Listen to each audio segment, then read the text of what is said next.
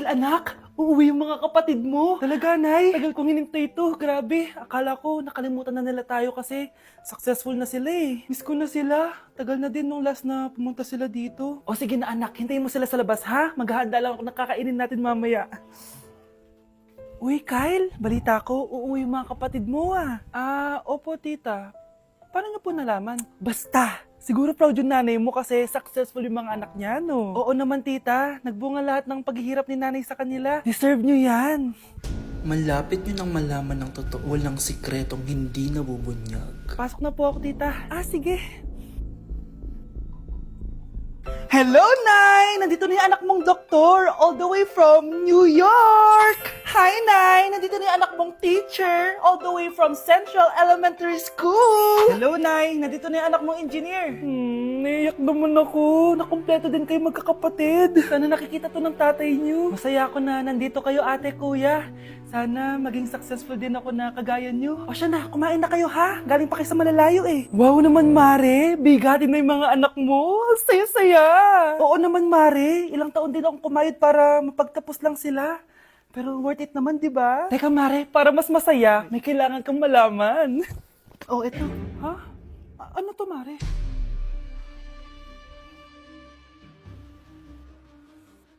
Nay, bakit po? Mga sinungaling kayo? Paano niyo nagawa sa akin to, ha?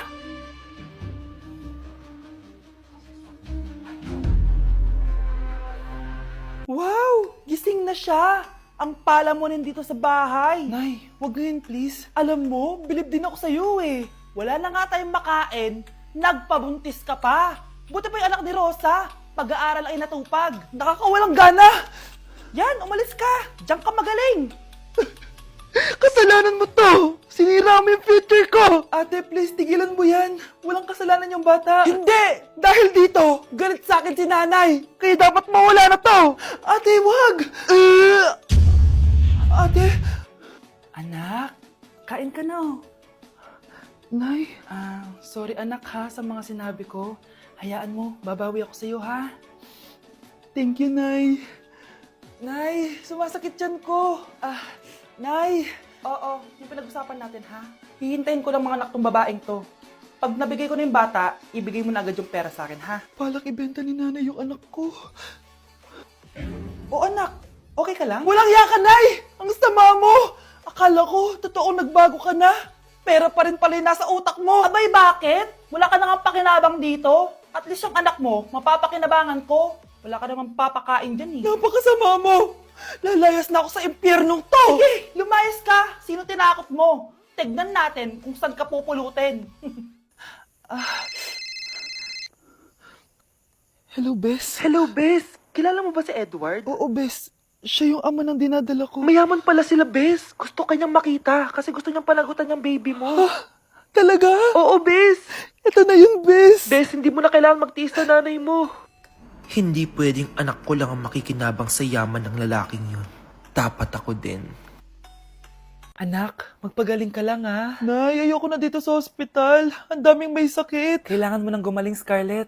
Para makapag-date na tayo ulit. Oo, babe. Magpapagaling ako. Hello. Kamusta na po siya? Doc. Okay naman po siya. Pwede na po ba kami lumabas ng hospital? May bad news ako sa inyo. Nay, bad news daw. Hindi naging maganda yung mga resulta ni Scarlett. 3 araw na lang siyang mabubuhay. Hindi pwede.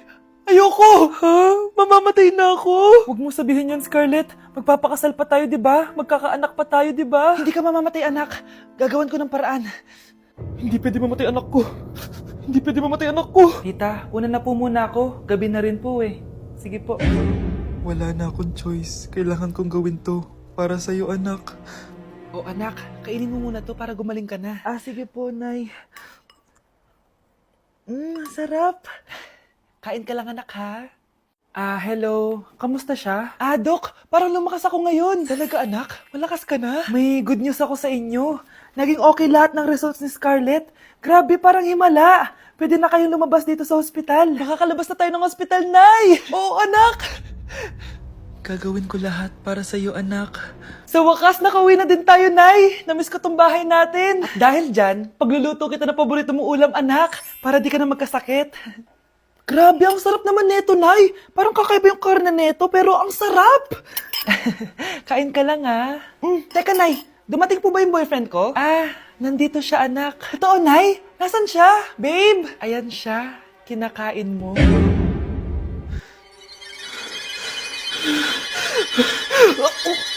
Baby, away tayo. O ano, anak? Puro bebe time na lang? Di ba may exam ka pa bukas? Opo, Nay. Try mo kaya mag-review para di ka puro bagsak. Diyos ko. Sige, Nay. Challenge accepted. Makaka-perfect ako sa exam bukas. Sino nagsabing hindi ko kaya mag-review? Baka Scarlett to. Ba't tumatawag na to?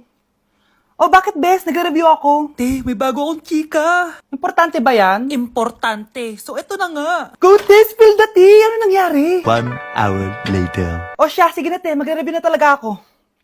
Storbo. Saan na ba ako? X, Y... Hala, break na sila. Ano nangyari? 1 hour later. Mag-review na nga ako.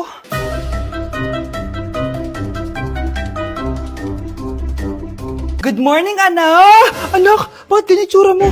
Hanay, nag-review ako buong gabi. Akala ko puro numbers lang yung math. Bakit may X and Y? Di bale, anak, gamitin mo tong Radiance Glow Pure Blossom Elixirs ng YOU. Meron tong toner essence at illuminating serum. Ano naman yun, Nay? Ano to? Nakaka-bright, prepare, at protekto ng skin. At di lang yun anak, nakaka-reduce to ng oiliness at ng skin texture. Suitable to for all skin types, kaya gamitin mo to para fresh ka bago ka mag-exam. Ay, ang fresh nga. Glass skin, no? Super lightweight at super dali lang pala i-apply nito, Nay. Go na, anak. Islay mo na yung exam mo. Good morning, class. Ready na ba kayo mag-exam? Sure nang makaka-perfect ako kasi nag-review ako. First question. Kung 5 ang kinain na pizza ni Maria at 2 ang sapatos ni Cardo, gaano kalayo ang Earth sa black hole?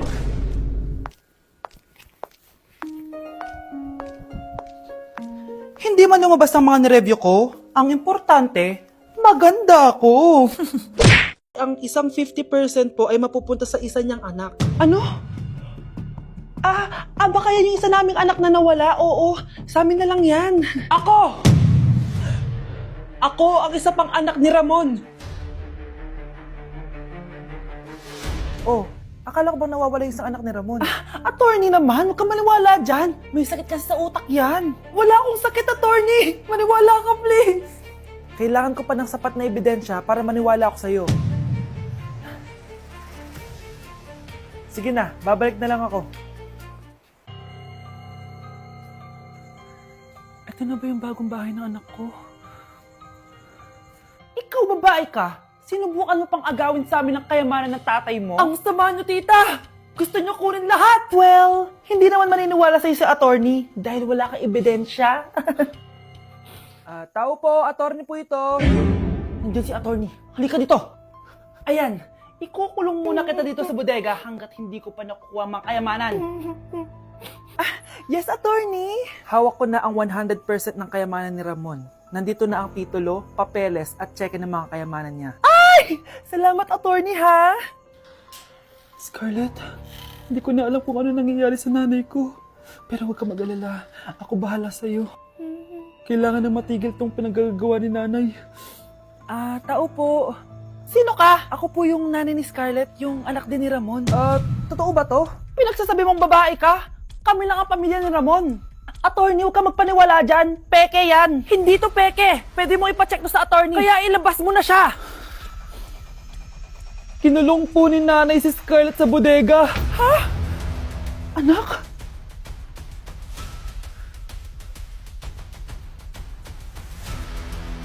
Kinulong po ni nanay si Scarlett sa bodega.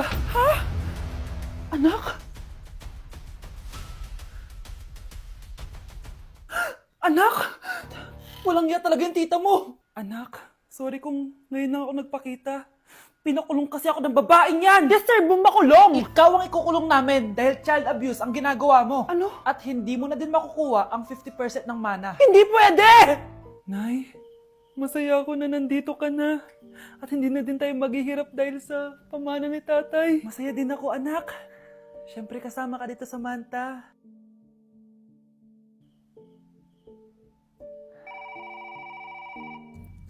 Ano ba? Bakit tawag ka ng tawag, ha? Oo, wala silang kaalam-alam. Sige na, baka mahuli pa tayo. Sa wakas, sa atin na ang mana. Maghahati tayo dito. Palayasin mo na yung mga batang yun, ha? Ako bahala. Ang galing talaga natin magpanggap date. Mga anak, aalis na tayo dito sa bahay. Lilipat tayo sa mas malaking bahay. O eto, mga gamit nyo, inimpake ko na. Talaga, Nay? Scarlett, huwag kang maniwala dyan! Nagpapanggap lang yung nanay mo! Samantha, ano yung mga pinagsasabi mo? Magjowa sila ni attorney.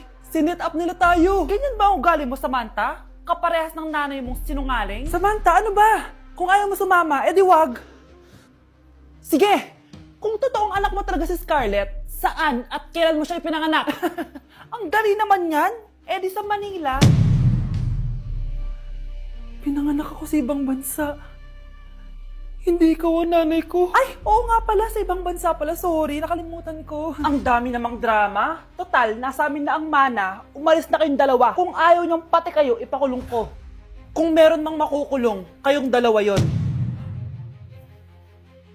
Salamat sa pagtawag, Samantha. Inaaresto kita, attorney, sa kasong panloloko. Palpak ka talaga! Naisahan niyo ako ngayon, ha? Hindi pa ako tapos sa inyo. Talagang sinira mo yung sarili mo, attorney, para sa pera. At ang dami mo na palang naloko. Samantha, huwag na tayo maghiwalay, please. Oo, Scarlett. Dito lang ako palagi sa tabi mo. Kayong dalawa, mag-ingat kayo palagi, ha? Gamitin niyo na maayos sa pamana ng tatay niyo. Salamat po.